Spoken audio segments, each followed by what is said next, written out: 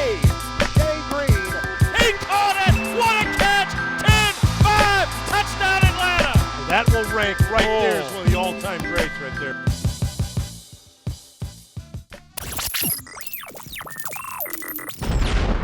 What's up, everybody? Welcome to Move the Sticks. DJ Bucky Brooks and a very special guest. Future Hall of Fame wide receiver Reggie Wayne is in the house. I don't know about I'm putting it out there. It is. That's what it is. How you doing, Rich? I'm good, man. Appreciate y'all having me. We brought you in because the topic is wide receivers today. Okay.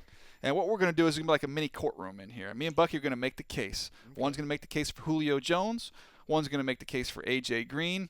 And even though you don't have one of those like wigs, like the old time robe, you can jump in here as we go. But at the very end, you got to make the decision as the judge to tell us who you'd rather have, Julio Jones or A.J. Green. No you problem. Good? Let's do it. All right. Why don't you go first? Why don't you make the case, Bucky? You're challenged with making the case for Julio Jones. Well, Julio Jones, to me, is everything that you look for in a number one receiver. Big, fast, and physical. A guy that demands a double team because when you don't double team him, he can go for $3 bills. And we saw that against the Carolina Panthers. The big thing that I like about him is he's a guy that has really refined his game as a route runner. Here we just see, like, physical coming off, slant, high-pointed. It's the physicality and toughness that he brings to the table that makes him a terrific player on the outside. Then, once again, one-on-one, inside the quick release, working away from Ben-Wickery, getting to the middle. There you see he and Matt Ryan on the page. But it's this part of his game that separates him. It's the rack, the run after the catch, putting it in the paint. Hard to find big playmakers that can make those kind of plays on the outside. So if I'm building an offense, I want that kind of playmaker on the outside. Well, look, you talk about explosive. Is there anybody, Reggie, he reminds you of as a player, just with that explosiveness that Julio brings? He's a Megatron. He is Calvin Johnson to me. Big, fast, and physical, like you said, Bucky. He has all those same attributes, and that's the first person that comes to mind when you ask who is he close to. Yeah, and with Megatron as a route runner, when you studied other guys while you were playing, how would you stack up like Calvin as a route runner back in the day versus some of the more precise guys, or do you just rely more just on your raw athleticism? I think you rely more on the raw attributes. I mean, they're what you call freak of natures. Mm-hmm. So they may not be the best route runners, and that's normally when you find a big, tall guy like that. They're not as fluid in the hips as all the little guys. So they're the LeBron James of football. You just go out there and just overpower guys, use your talent and your gift, and just work against everybody. That's kind of how you treat those boys. See, Bucky, though, you see how we talked about being tall and maybe not being as great a route runner? I'm going to make a case for A.J. Green because he is tall, but I think he is a phenomenal route runner. Somebody that's big, be able to drop your weight like he does, I think he's rare. We know about all the stuff he does down the field, the high point skills, the ability to adjust and make plays. Talk about playing above the rim. Look right here, a little out and up. Hit him up with a little out and up right here. You'll watch how smooth he is as a route runner. And Reg, look at this. How pretty is this? Okay. No, but this is the only bad part about it, he didn't leave much room on the sideline. But whenever you get those big guys to do double moves, that's somebody's in trouble. See him just pluck the ball off his head. Easy. I love that. All right, A.J. Green, what else makes him special, Buck? When you watch him, you got a safety in the middle of the field.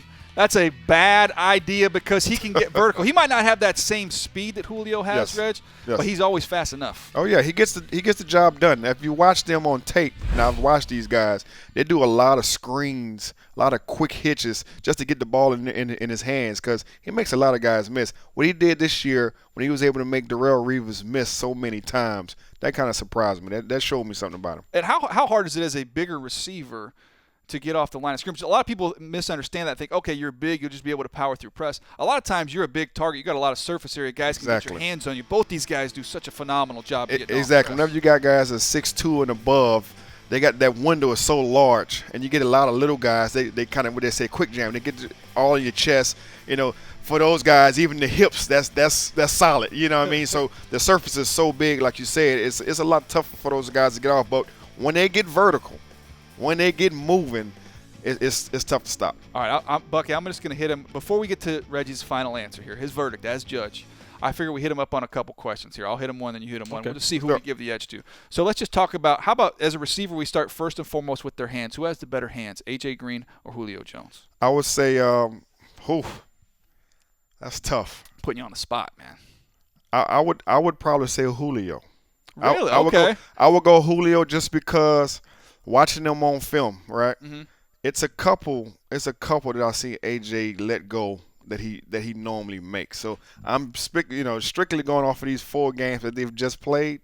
and I'm gonna get that edge to Julio. It's tough. All right, that It's one real hurt my close. soul. Hurt my soul. Go ahead. Go That's ahead, real Buck. close. Okay, so obviously, first time you step into the league, when you walk on the practice field, the first thing every defensive back does, they walk up and get into your face. So which guy would you prefer if it's bump and run and it's a critical situation? Who would you want on the outside, Julio or A.J. Green? Who's the better releaser? I think AJ is the better releaser. When I look at Julio, he's so big and fast. It's almost like he wants the contact, which is fine. I love that. He wants the contact, but when you look at AJ, he's a little smaller, right? Thinner. Exactly. So he's a little quicker. He's got a little bit more agile. He may not be as explosive as Julio, but he's a little bit more agile, and he's able to get vertical a lot faster. All right, I get that to AJ. This is my last question, then we need your answer, okay? I always talk about, people ask me all the time, and I'm sure you get this all the time, what makes a number one receiver? Yep. My definition of a number one receiver is third down or red zone, and everybody in the whole stadium knows where the ball is going, and it doesn't matter because they still get it done. So when you take those two things into account, which way do you lean? I got to go Julio on that one. Okay. I go Julio on that one because he's getting the ball, right? Same thing with AJ. They both, but we go back to the surface, right? You get a Julio who is a bigger guy, right?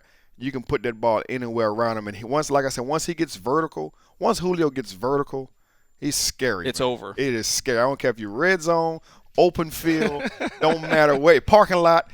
Once he gets vertical, he's outstanding, man. All right, I think I know where you're going, Reggie, but we're gonna ask you right now: who would you rather have, AJ Green or Julio Jones?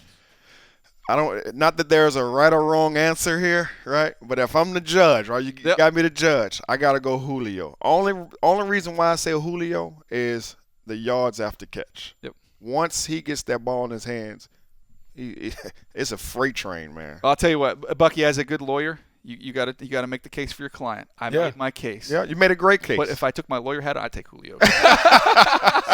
He's a bad dude, man. Julio Jones is a bad dude. All right, Reggie, thank you for stopping by. That's going to do it for us here on Move the Sticks. Remember, you can check all of our videos out, NFL.com/MTS video, as well as YouTube.com/NFL.